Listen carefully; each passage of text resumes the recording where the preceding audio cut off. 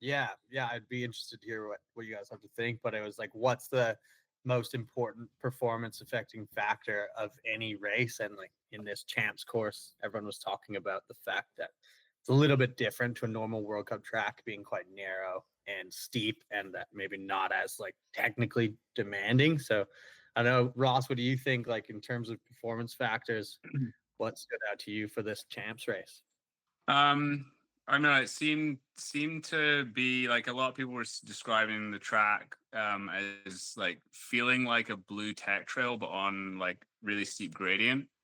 So I think a lot of it was getting your head around that and feeling comfortable with sort of just trusting that the berms were gonna do the work. And I feel like a rider that got into the flow with the track they were the ones doing really well, not necessarily pushing beyond the limits. And it was interesting to me. There was that line that Jackson did at the very start where he jumped off the backside of a berm that joins the trail from kind of the regular trail in the bike park. And he was the only one to do that. But I think I actually just double checked on the app, like whether it was quicker, and it wasn't quicker. But what I think I like about what he did there is I think he's very much a rhythmic rider where he just gets into the tempo and the flow and the pulse of the trail. So for me, he did that straight away early on. I don't know if they would have measured whether that line was actually quick or not, but I think he's the kind of rider that he just gets into a groove, and that was his entry into that race run of this is how I'm getting into my groove. I'm just going to do this cool line that I've seen nobody do, and therefore that will get me jazzed and pumped to be able to just go with the flow. Like I feel like that's what stood out for me. Yeah, and what I kind of saw there too, Ross, and it's almost exactly the same thing you were saying, but I think it was ability to ride the steeps. I think that was one skill. It's like, and all of these riders have it. Like all these pro riders, they're able to ride the steeps. They're not scared of the course.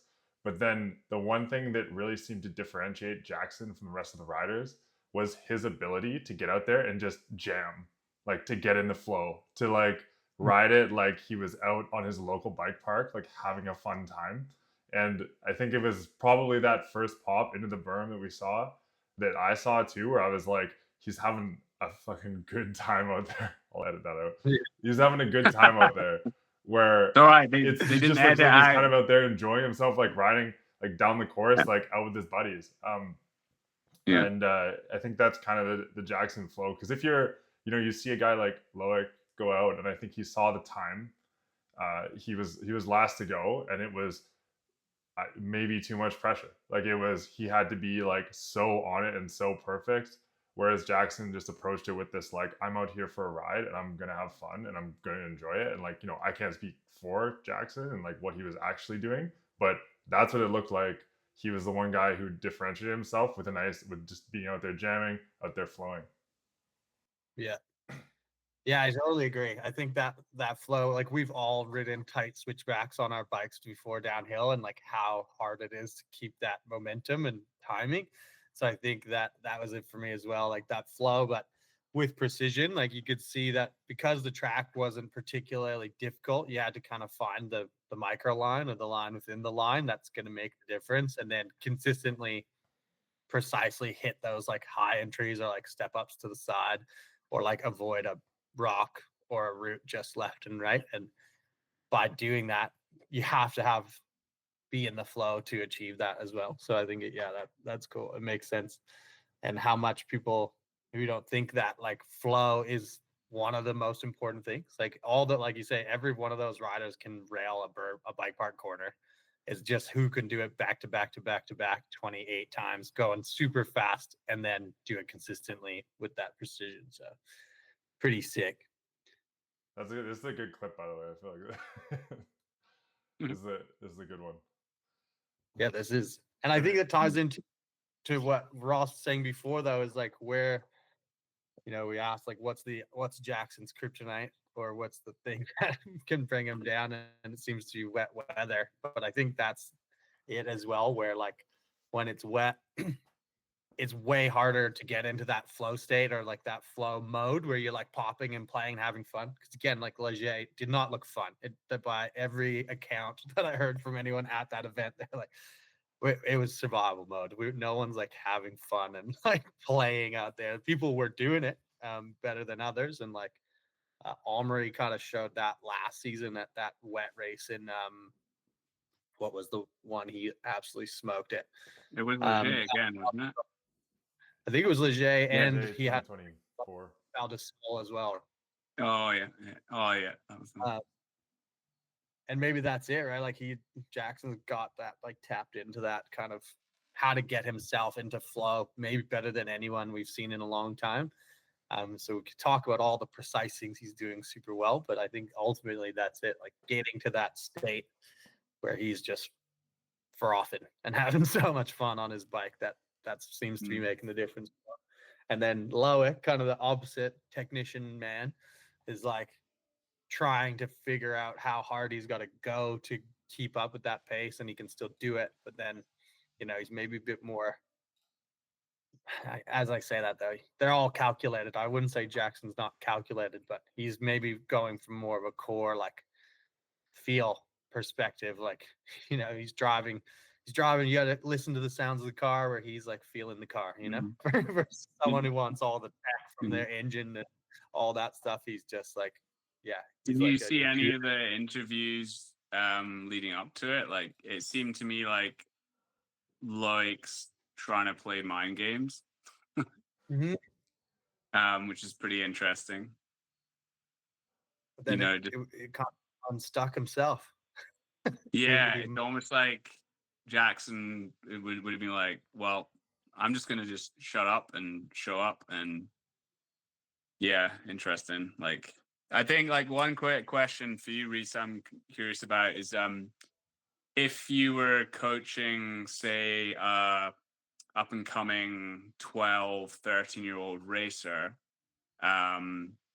would you consider using kind of the blueprint of how Jackson's riding to help to sort of almost like say, hey, this is currently proving to be in most cases the winning formula? Is it something you feel like is very coachable, or is it just something to do with Jackson's natural way of being that leads him to ride that way?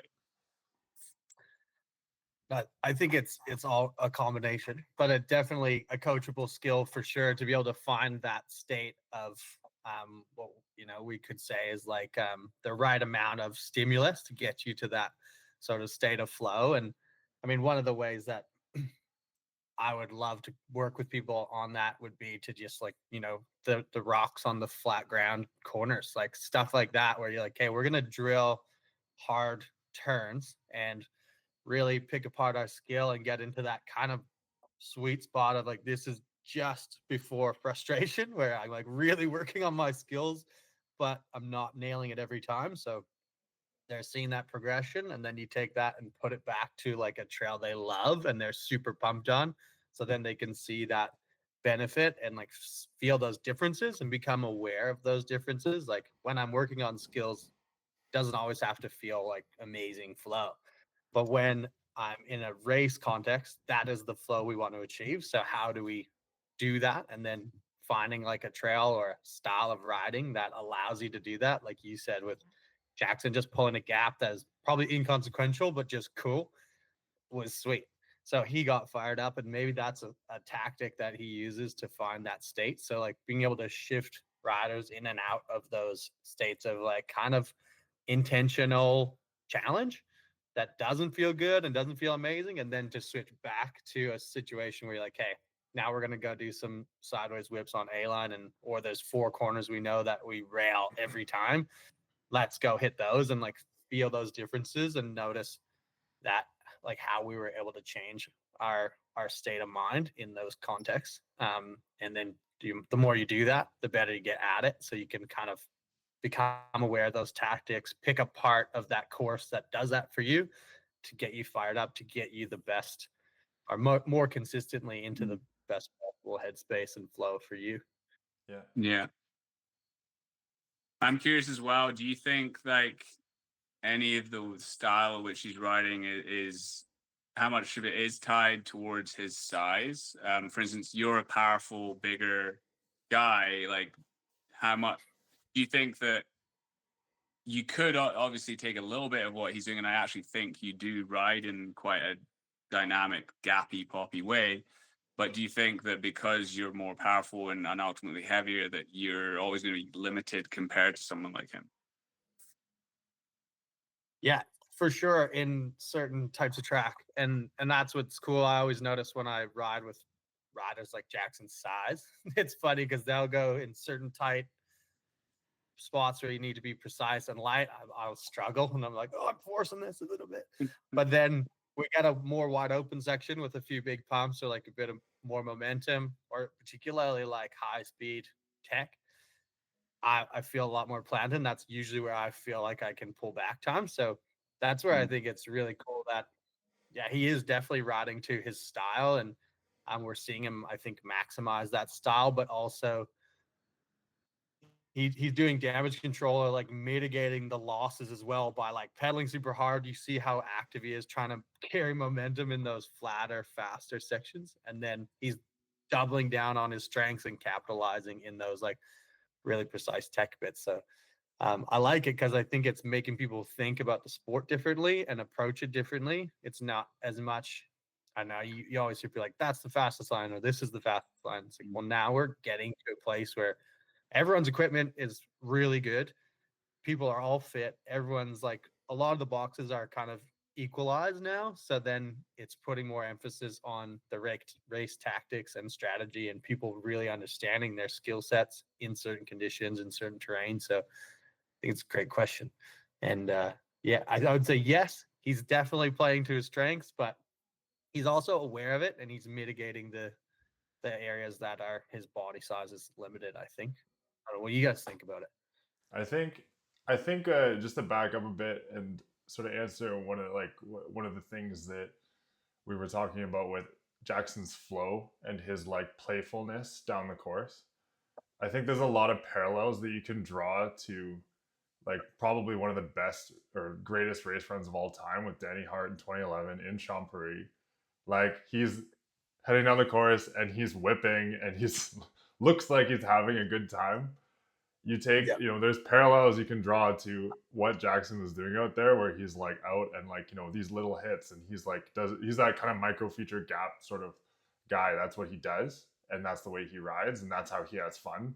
And so maybe that's part of the magic of downhill. Maybe that's kind of what makes it, is like, it's not just the technical ability and like being able to like pick the best line and the best, micro adjustment to go the fastest. It's the combination of a little bit of fun and the kind of learning and the technique. And then to comment on like the different style of riders or different sizes of riders, I think this is like it's the F1 versus F2 debate. It's like, do you put everyone in exactly the same car and get them to go down the hill, or like get them to race the track? It's like the different rider sizes make the sport more interesting. It's like, you see them catch and gain gaps on each other based on the sizes and based on the riding styles. And so I think there's an advantage in some places for the big riders. And then I also think that there's advantages for the smaller riders. And like, with a guy like Jackson, we're going to see him excel in these steep technical tracks. What are your thoughts on Jackson? Well, Ross? I mean, I'm just fascinated. Like if I'm like a young rider, really want to, and my goal is, I want to race World Cups and I want to be world champ one day. In my mind, I'm thinking, well, try and learn to ride any possible way, and then lean into what works well on any given course when you get there. Like that, to me, that's the ideal. And I don't know, I'd be interested to know how many riders think that way. And even like from a coaching perspective, it's like being open to all styles, and not just saying, hey, this is the way we need to do it.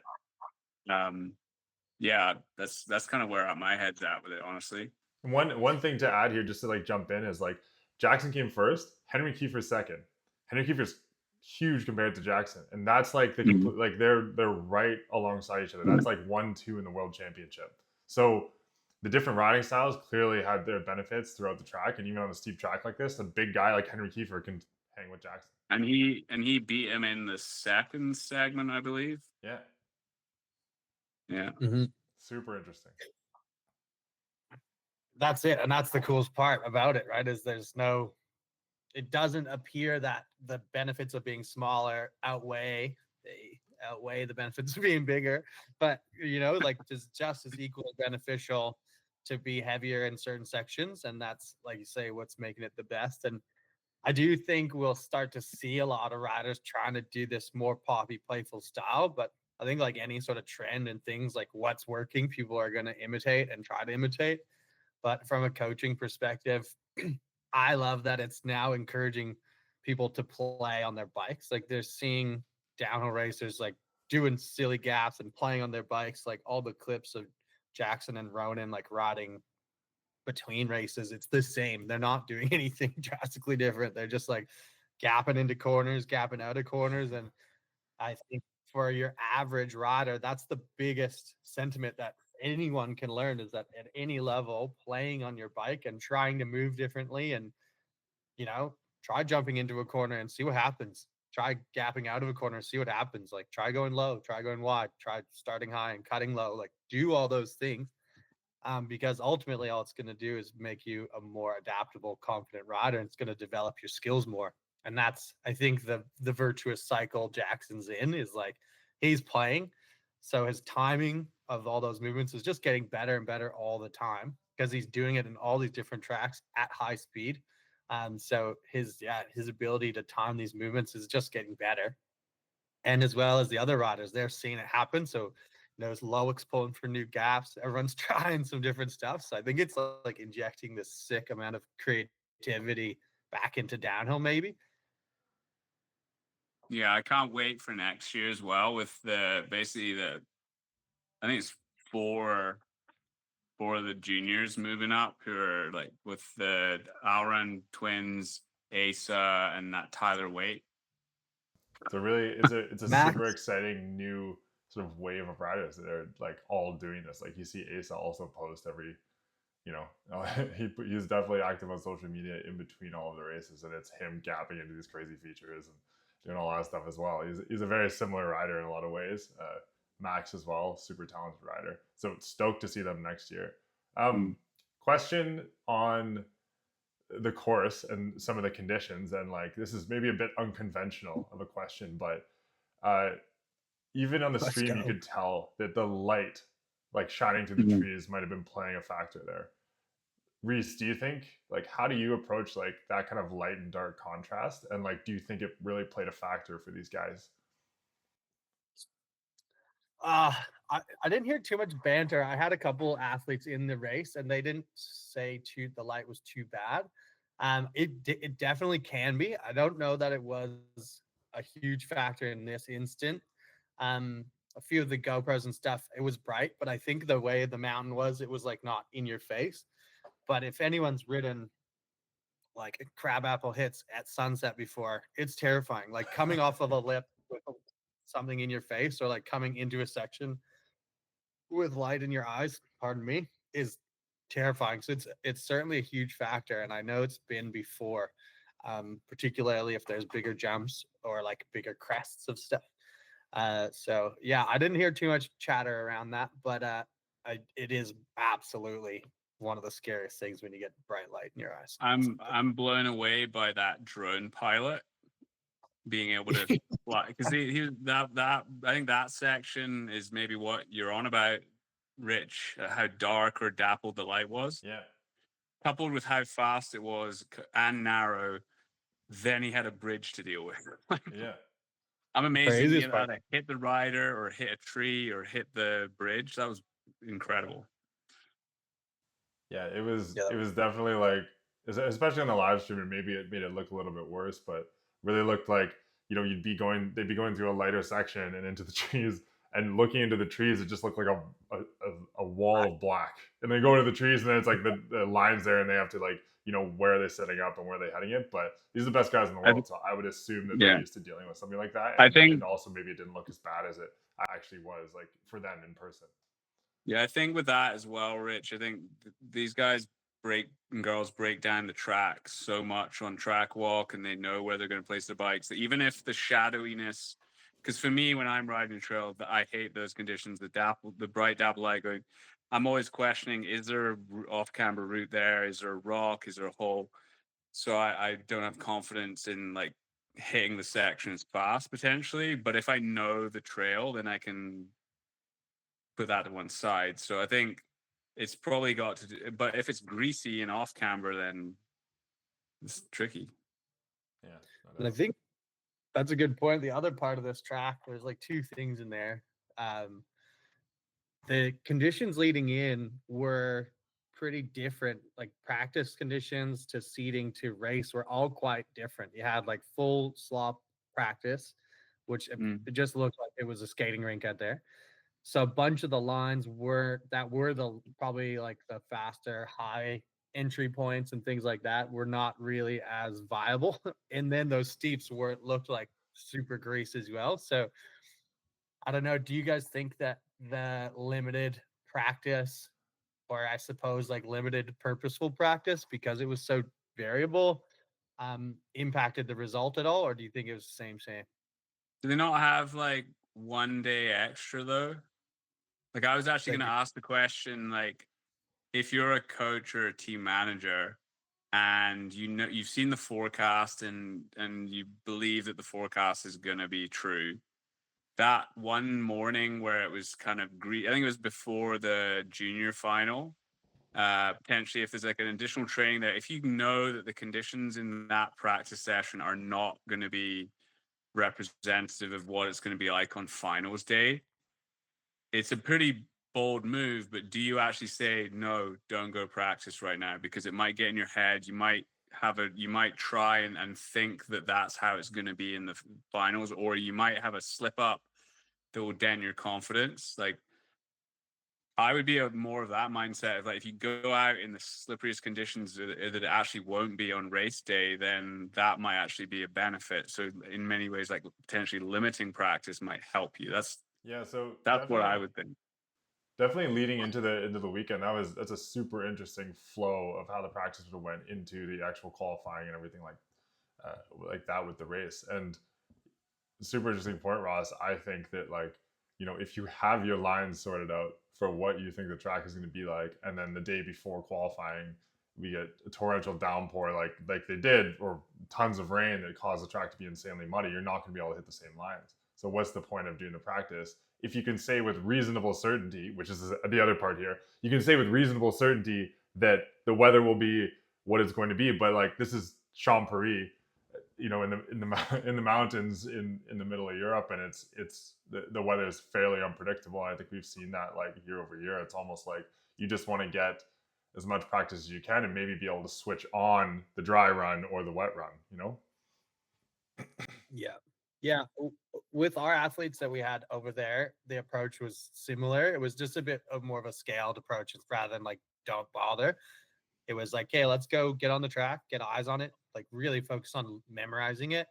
So a bit more like increase your brain activation and decrease the intensity and quantity of runs in practice. So like spend time on the course, getting to know it, looking at lines, riding the lines, but saving your energy. You have an extra day of practice anyway, and we know it's going to dry up. So don't try to feel like you have to get up to speed as quick as you normally would at that same race, because I mean that's the big jump, especially for Canadian racers. This is maybe a hot topic I'll bring up after, but the Canadian juniors really stunk up the joint over there, so that was pretty rough. It was bad, but you can see it's the Aussies and Canadians have a bigger gap to get to that World Cup level because the racing is different and you get so much practice. This is what I've been seeing anyway. It's like so much practice at a BC Cup or a Canadian national round or an Australian state or national round. They get like 3 days, 5 hours a day.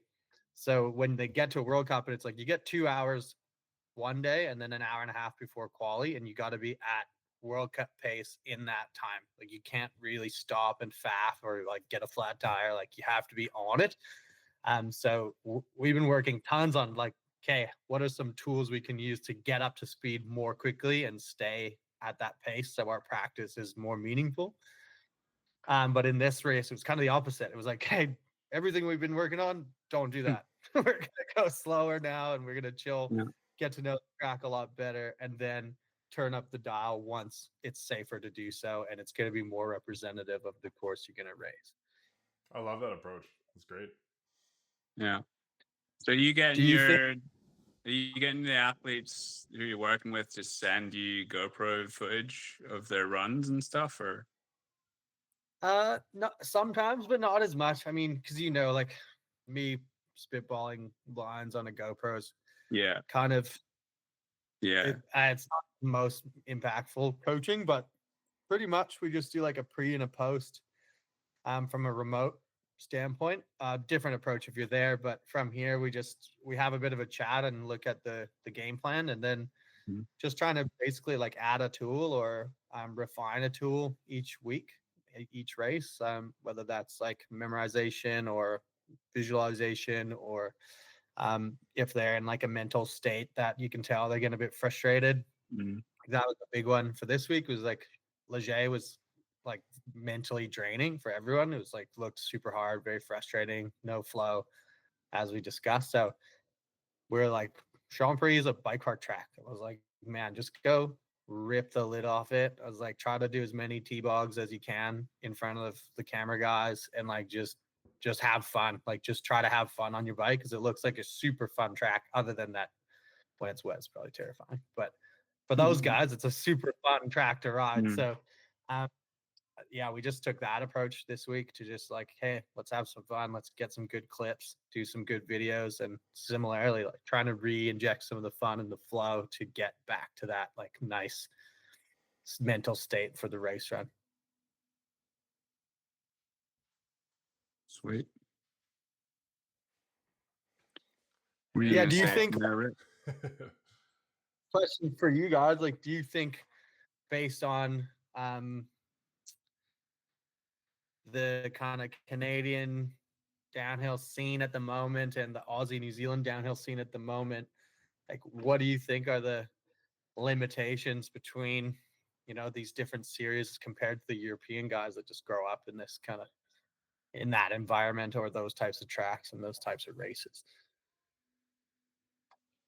Yeah, I mean, I personally think that a lot of BC bike parks, with the exception of maybe Sun Peaks and Panorama, like they're not real downhill tracks.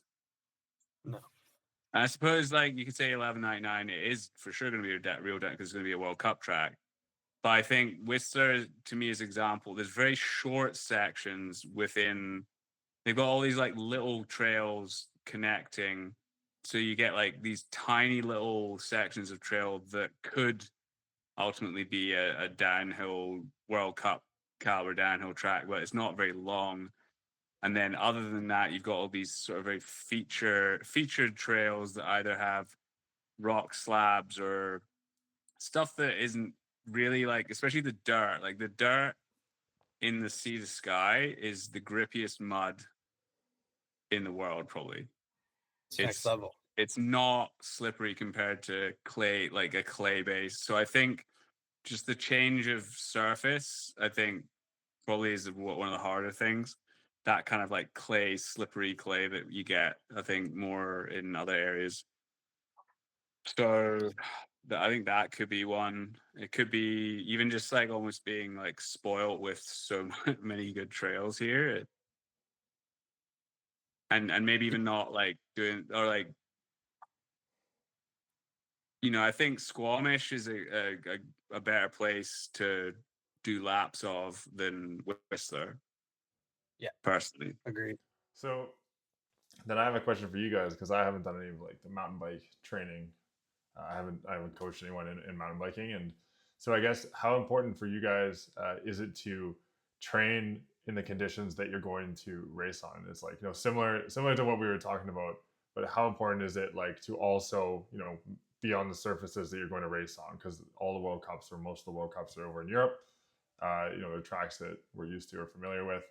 And then there's one other thing that I've heard there where um, a lot of the riders on the downhill circuit, like they won't even ride for fun in between World Cups because they want to make sure they're keeping their edge, like they're on race pace, like they don't want to lose that edge. So how important is it to be riding on the surfaces that you're going to be riding on when you compete? But then also how important is it to be like have that race switch on at all times?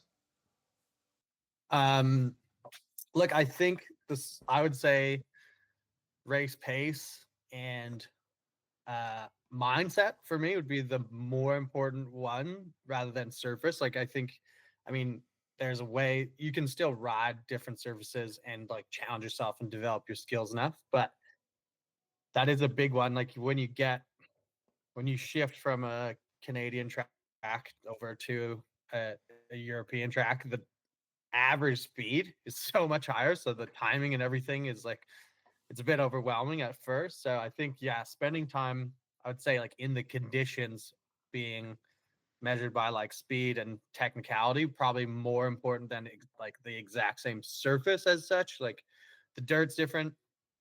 You're going to experience different dirt everywhere. But riding at pace for longer durations, like what Ross was saying, like not just 30 seconds, like we can all ride 30 seconds pretty well.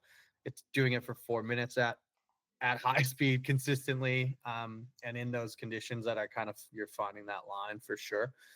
But I think the other side of it is the mental piece where, yeah, almost I would say to bridge that gap more, we just want to be in the conditions that you're going to experience over there, which is limited time practice, getting up to speed quickly. So like doing some intentional work on like learning a new trail fast and memorizing it quickly and trusting your lines and making good decisions and sticking to those decisions is just as important as well. So like replicating that race environment, I suppose.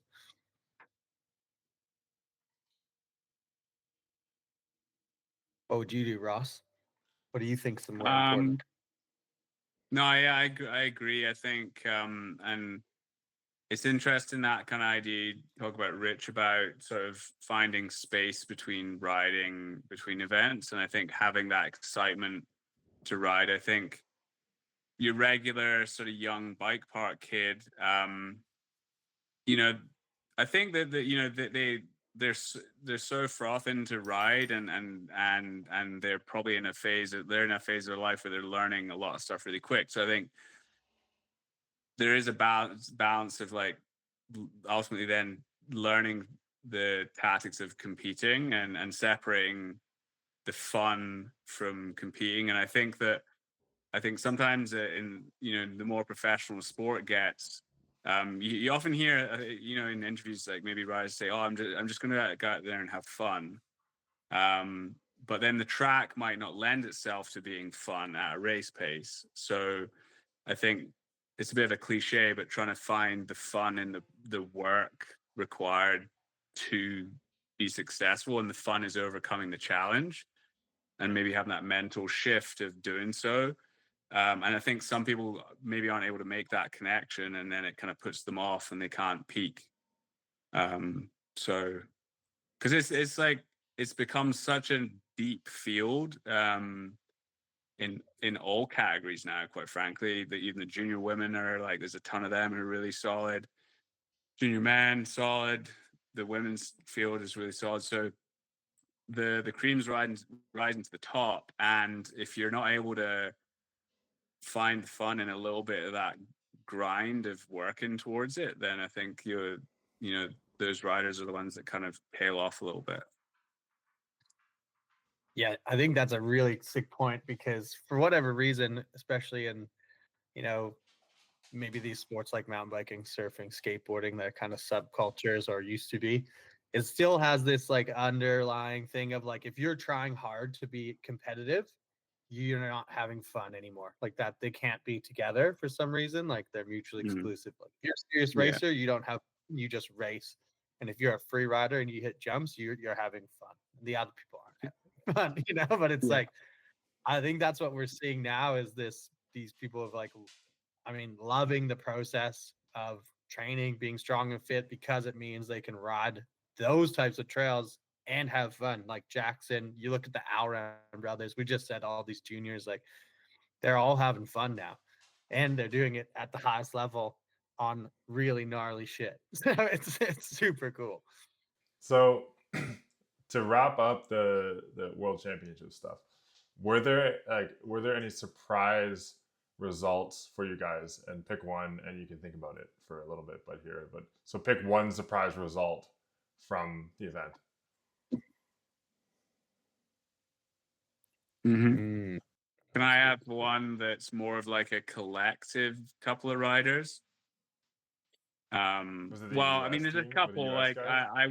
I was surprised that Gracie didn't do better, but I think potentially subconsciously she was thinking about the World Cup overall. I might be wrong with that, because on any of the steeper tracks this year, she's crushed it, and she rips turns and rips jumps. So I thought she might do a bit better, but I was surprised by. And I'm a bit conscious of saying this, given the fact that he's already smack talked on Instagram. But I picked Troy for my fancy pink bike team. I thought he's a seasoned vet. He's like super consistent.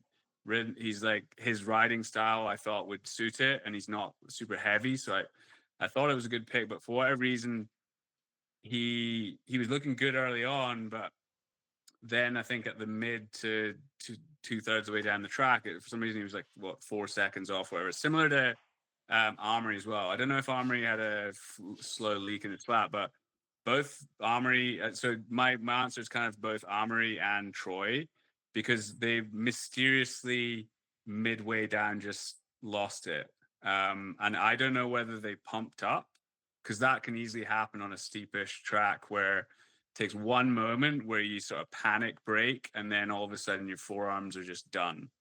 That's maybe what I think might happen, but yeah, I was a bit surprised by that, especially like, and there's one turn in particular when you watch Armory come around it, it's like he just doesn't bother.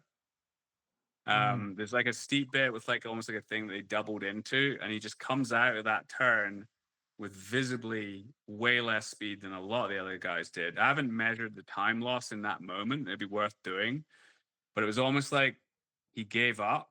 That's why I'm thinking maybe there was a mechanical of some sort, but who knows? Bit of a long-winded effort, but I don't know. Those are my ones. Yeah, I think that's a good point. I mean, I'm a huge Troy fan, but I kind of felt like I don't know. I didn't love this track for Troy, maybe to the point of that I kind of felt like there was going to have to be some like risky moves, but I almost would contradict myself at the same time where there wasn't that many.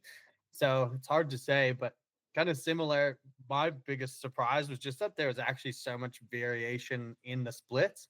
Like I kind of thought on this style of track, it would just be like, okay, once someone's on, they're on, and they're just going to keep going. But the fact that it was so up and down and mismatched, and you had like looking at the top 5 in each split section, there's a lot of different names in all the different sectors. So the variation on what everyone was commenting as like a bike park blue trail that steep seemed to really actually almost cause not problems, but like it caused a lot of variability in the splits, which was interesting. Like I just didn't expect that. I thought it'd be pretty yeah, once someone was on one, they'd be on one. So I thought that was a really cool bit of surprise there, the variability in those splits. Yeah, What about you, I Rick? The other think one, for me, the surprise was as I was watching through more of the earlier competitors and through the middle of the field, how well the Americans did. They were just like sort Like of Dylan surprised. Maples might be one, maybe. What's that? Dylan Maples could be like a surprise guy because he's Yeah, not been up there. And Dylan Maples was the one where I was like, that's, he definitely punched above his weight, at least it seemed a little bit. But it's kind of an American thing, I think, to show up at world championships or at the Olympics or whatever it is and like throw one out and just perform out of like crazy, because there's this like magic maybe to being an American and that being a thing. But that was a bit of a surprise for me. And then also I think that seeing Ronan come third was a little bit of a surprise, not because I don't think he's I love him as a rider. I think he's an amazing rider. It's just the consistency factor of doing really well in the last World Cup and then showing up again and doing, relatively well for himself at World Championships. Stoked that he got the third. He's one of my favorite riders to watch. But a bit of a surprise there, and I hope he keeps it up, because I think there's a lot that you can take from his sort of technique and the things that he does. He does a lot right, and he's I think a good rider and a good role model for a lot of riders who are maybe up and coming. Yeah, the other one was Dakota. Going into the top 10 after, he's still got to be just not long off broken pelvis, crazy. So that was super impressive. On a track like that too, that was super high speed, top to bottom.